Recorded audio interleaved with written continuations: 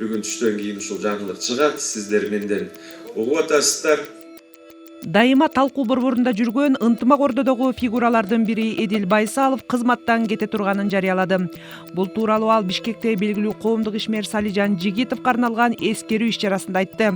Бул вице-премьерликте, өкмөттө албетте мындай мокобой курч энергиясын баягыдай жаңы дем берип, жаңы моторго тезирээк иштеп туруш керек. Ошондуктан бүгүн түштөн кийин ушул жаңылык чыгат, сиздер менден угуп атасыздар.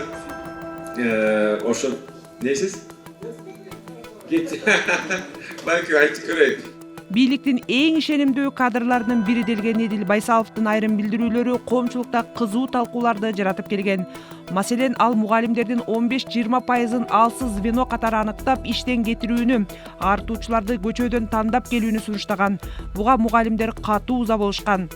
15-20% лишних учителей выгоните. Сиз эртерээк билдирүү жасаганыңызда, анда мен бул жакта окубайт болчумун. Байсалов 7-чи чакырылыштын депутаттары менен да пикир табыша алган эмес. Ал жогорку кеңеште циркке теңеген. Парламент 2022-жылы Байсаловду кызматтан алууну сунуштаган. Буга анын жогорку кеңеште сүйлөгөн сөзү себеп болгон. Президент министрлер кабинетин түзөт. Ошол киши мага баа берет. Элдин атынан. Биз ал президенттин программасын аткарабыз. Аткаруучу бийлик. Сиздер өкмөт эмессиңер да ушундай аткаруучу бийликке диктовать эткендей. Кийин Байсалов парламенттен кечирим сураган.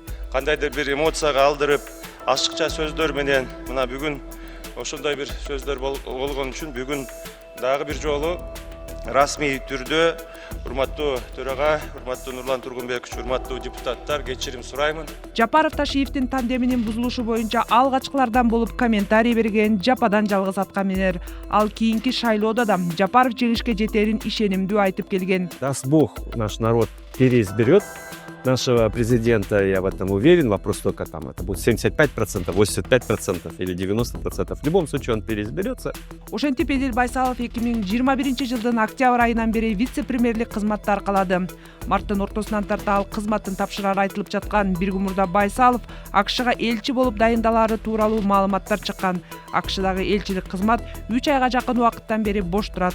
48 жаштагы Эдил Байсалов вице-премьерликтен мурда Улуу Британияда да элчи болуп иштеген.